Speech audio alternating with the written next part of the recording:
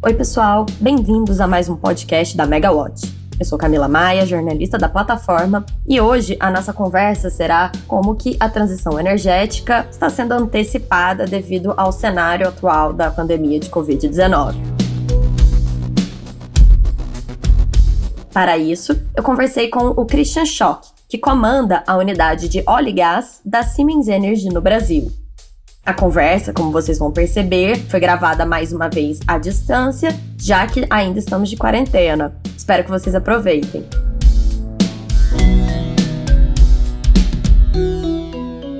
Oi, Christian, tudo bem? Olá, Camila, boa tarde. Como vai? Tudo bem? Tudo ótimo. Primeiramente, queria te agradecer por topar participar desse podcast com a gente. Demorou um pouquinho, mas finalmente conseguimos marcar, né? Exato, eu que agradeço, é um prazer estar aqui participando, falando contigo, Camila. Legal. Christian, para começar, eu queria que você contasse um pouquinho para os nossos ouvintes sobre a sua história e o seu papel aí dentro da Siemens Energy. Meu nome é Christian Schoch, sou brasileiro, apesar do nome confundir às vezes as pessoas, principalmente quando as conversas se iniciam por e-mail, mas eu tenho completados agora 18 anos trabalhando no mercado de energia, de óleo e gás. Eu venho da Dresser-Rand, que é uma empresa que foi adquirida pela Siemens, faz parte do portfólio da Siemens hoje. E comecei como estagiário na parte de administração de contratos. Passei boa parte da minha carreira trabalhando como gerente de projetos, até diretor de projetos. Passei um tempo de 2 anos baseado em Houston, no headquarter de óleo e gás da Siemens, e dali eu fazia um papel voltado ao que nós chamamos de localização, que é basicamente desenvolver ou incrementar a infraestrutura da empresa em alguns países que são selecionados especialmente em função de requisitos de conteúdo local.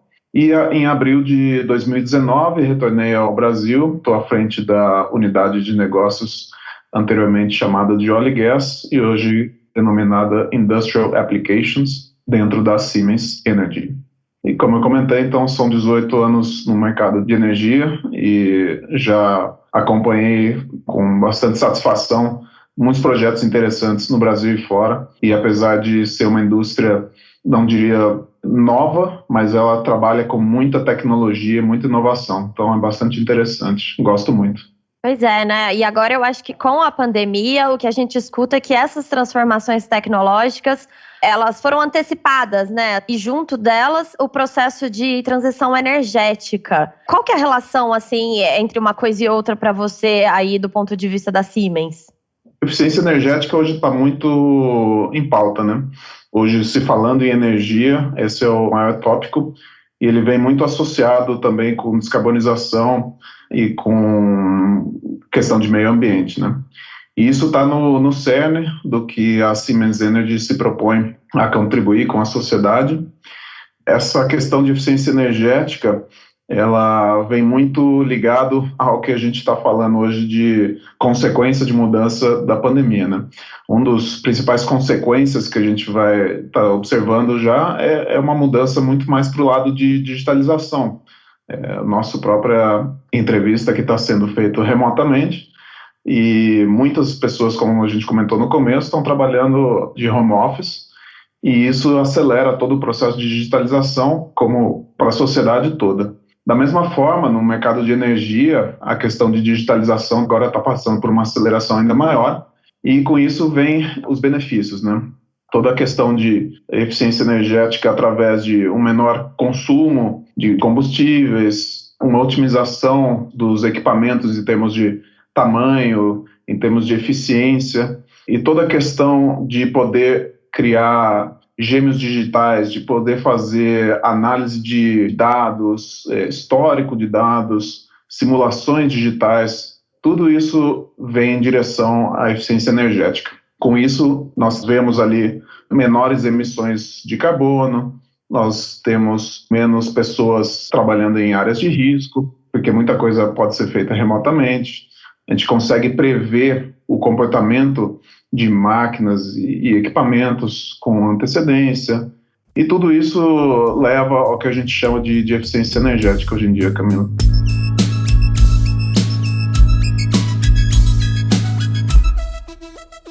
Eu tenho a impressão que tem uma percepção, inclusive, assim, que essa questão do meio ambiente ficou mais urgente por conta da pandemia, né?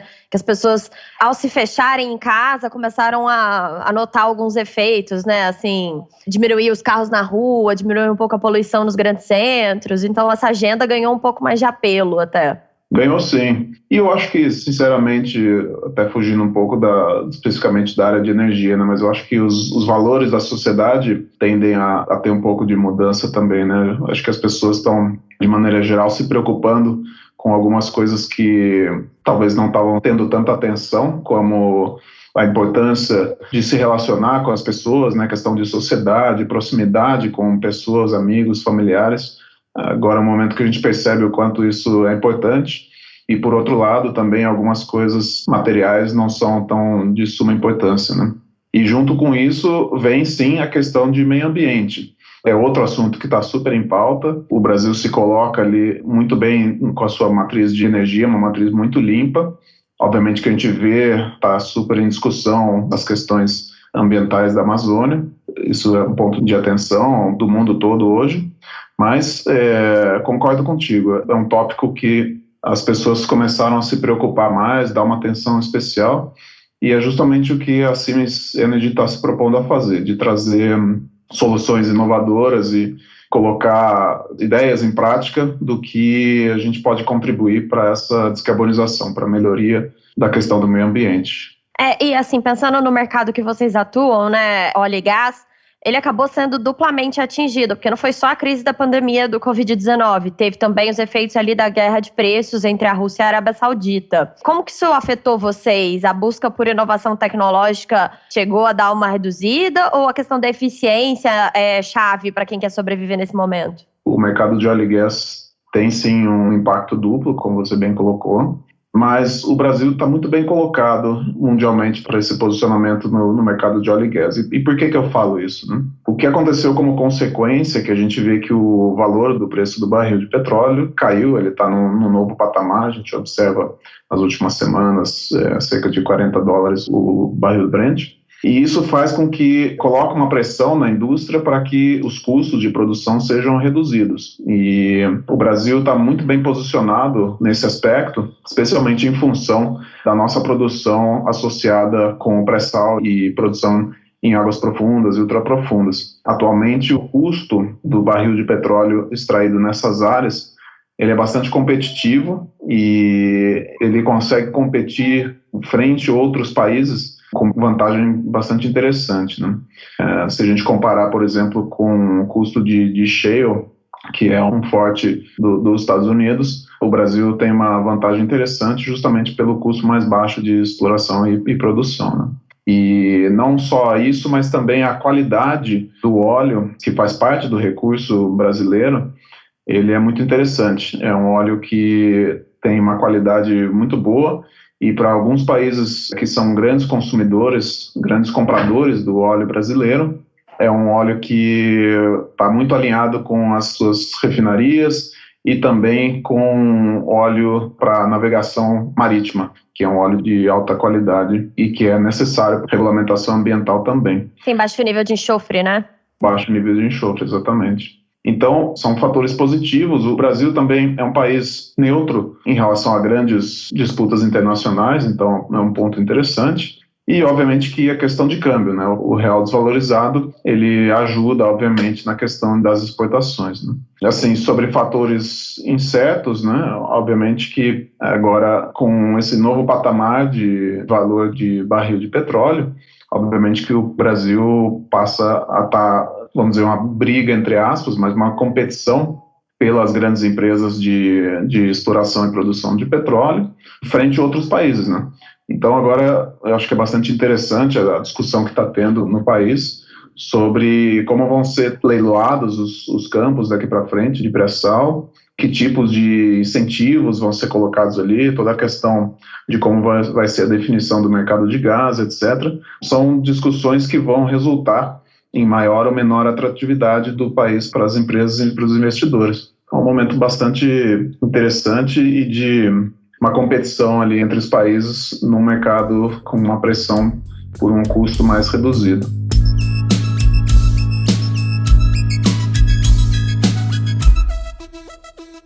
Nesses meses em que o Brasil foi mais afetado por conta da questão das medidas de isolamento social, né, para conter a pandemia, vocês chegaram a ter mais efeitos? Vocês tiveram que paralisar a operação, alguma coa?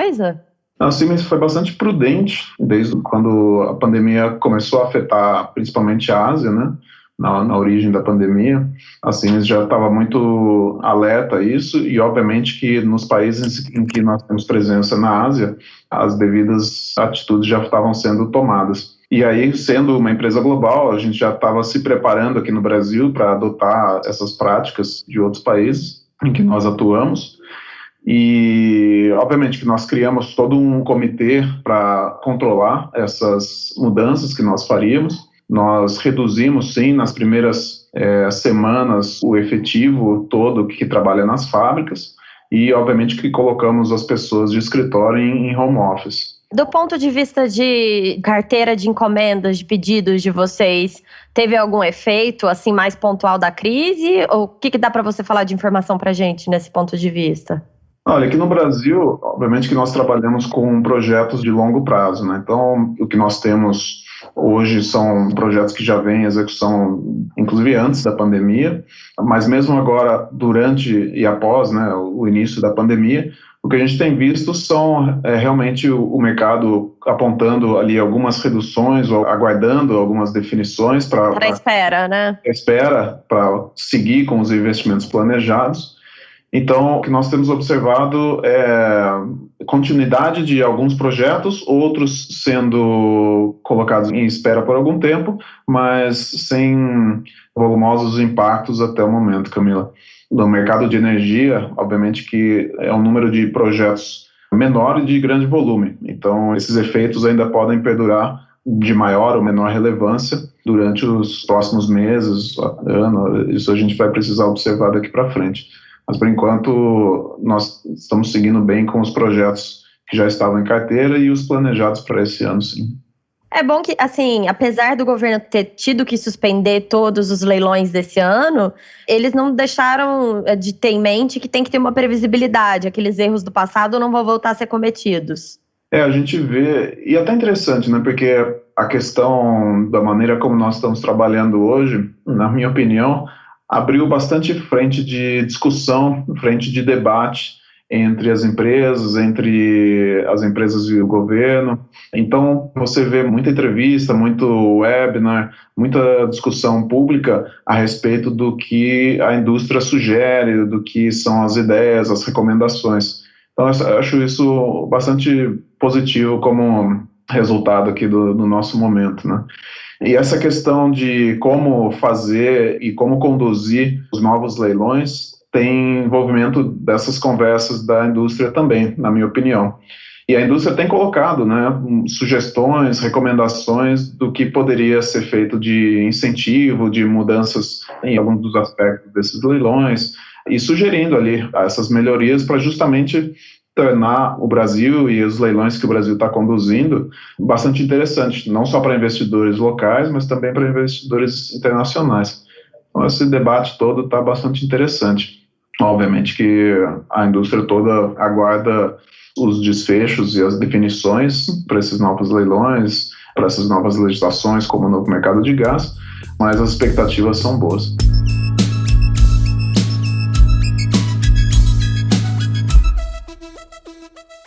Nesse contexto até de gás natural, né, a gente ia ter um leilão em abril para a substituição das termoelétricas a óleo combustível por novos projetos mais competitivos. Ele acabou sendo suspenso, mas o Ministério de Minas e Energia mantém, em estudo pelo menos, a possibilidade de antecipar o fim dos contratos dessas usinas, né? Que vencem ali de 2023 a 2026. E aí a gente provavelmente vai precisar substituí-las por usinas que tenham o mesmo tipo de atributo, ou seja, termoelétricas, a gás natural, que é a fonte mais renovável entre as sujas, né? Isso é para vocês, é um tipo de oportunidade? O que você espera nesse sentido? O gás ele é visto como um combustível de transição ali entre óleos renováveis, e não só de transição, mas ele é o combustível que garante a estabilidade, né? Os renováveis eles têm uma característica de ser mais intermitentes. Então, o gás ele tem sim a característica de ser um combustível de estabilidade e transição. E sim, a Siemens tem inúmeras soluções, produtos, serviços, inclusive engenharia, relacionado a todo esse mercado de geração a gás. Como eu comentei, toda a discussão da indústria ao redor da nova lei do gás, de trazer o gás do offshore para a terra, fazer os investimentos em pipelines e ter essas âncoras de geração através de termoelétricas. Toda essa discussão está muito ligada com o que a Siemens se propõe a fazer, não só como produtos, mas também como soluções e até como investidor, né? Veja o caso do GNA, em que a Siemens está como investidor na planta do GNA, que é uma termoelétrica em Porto do Açu. Sobre o PL do gás, você mencionou ali por alto, qual que é a sua opinião sobre ele? Ele vai ajudar a destravar investimento nesse setor? Eu acredito que sim, como eu comentei, né, é uma discussão bastante em pauta agora na indústria toda. Nós vemos sim como um potencial alavancador de oportunidades, sendo ele maior ou de menor resultado nos investimentos. Ele tem sim potencial para alavancar não só investimentos, mas também novas empresas, novas posições de trabalho, toda a cadeia indireta associada a esses investimentos, vemos com bastante bons olhos.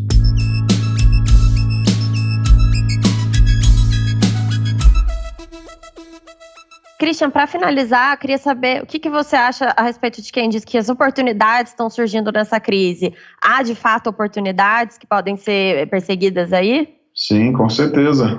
Eu acho que o primeiro ponto, de maneira geral, a pandemia está trazendo ali novos cenários para a gente, novas posições de tipos de trabalho, né? Acho que é a primeira questão. A questão de digitalização que nós estávamos conversando é um ponto bastante interessante, né? Hoje em dia, com certeza vai haver uma migração de postos que trabalhavam fisicamente.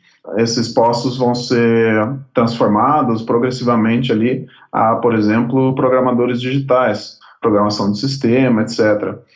Análise de dados vai ser outra frente bastante importante. Isso tudo está diretamente relacionado com a digitalização, né?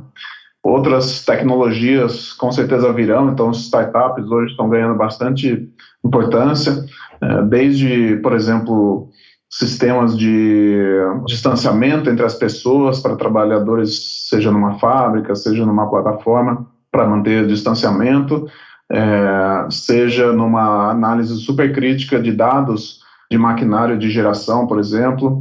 Toda essa parte de digital, na minha opinião, vai ter um crescimento muito grande nos postos de trabalho, né? Toda a questão envolvida com segurança digital vai crescer bastante. A gente tem visto, você deve ter acompanhado também, grandes ameaças e grandes casos ali de hackers e invasões digitais nas empresas. E a segurança digital ela precisa acompanhar extremamente de perto toda essa digitalização e todo esse avanço do lado de digital que o mercado vai passar, né? E chegando às tecnologias de 5G, especialmente o cybersecurity, né, a segurança digital, vai ter um papel fundamental daqui para frente. Já tem, né, e passa a ser mais importante ainda. Então, esses são alguns fatores. E especialmente no mercado de energia, eu diria que a velocidade que essas novas tecnologias, sejam para digital, seja para eficiência energética, vai ser incrementado também. O setor, ele, na minha opinião, não acompanha exatamente toda a velocidade que a tecnologia se desenvolve, mas isso tem um motivo, né? O mercado de óleo e gás, principalmente, ele tem os seus grandes momentos de fazer os investimentos em digital na época de construção dos ativos. Então, na fase de operação, obviamente que os incrementos para digitalização e eficiência energética, eles podem ser feitos, mas o grande ganho vem se você faz essa implementação cedo, desde a construção dos ativos. Então, é mais difícil do que em outras indústrias se extrair e se implementar tão rápido as novas tecnologias como é feito em outras indústrias. Agora, na minha opinião, o mercado está sim olhando para o que está disponível hoje em termos de tecnologia, de digitalização e de eficiência energética para acelerar essa implementação e tendo em vista todo o compromisso que as empresas do mercado de energia estão se propondo a fazer em relação à descarbonização e à melhoria de eficiência energética, mesmo os bens já em atividade, já em produção, devem sim passar por melhorias. Então, essas duas frentes de digitalização e de eficiência energética, na minha opinião, vão passar a ser acelerados daqui para frente. Bacana, então. Obrigada pela nossa conversa. Infelizmente, a gente não pôde conversar pessoalmente, mas espero que numa próxima ocasião a gente possa se encontrar, né, para falar sobre o que está acontecendo, os novos desdobramentos dessa transformação tecnológica. Eu espero que sim, eu agradeço, Camila, pelo tempo, espero que nós possamos, em uma das próximas conversas, possa ser realmente presencial, e fica o convite para nos visitar nossas instalações assim que for possível e que você tenha interesse, Camila. Ah, maravilha, Christian, obrigada.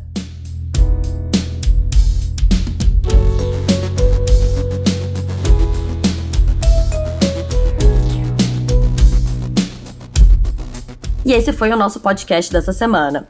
Até a próxima!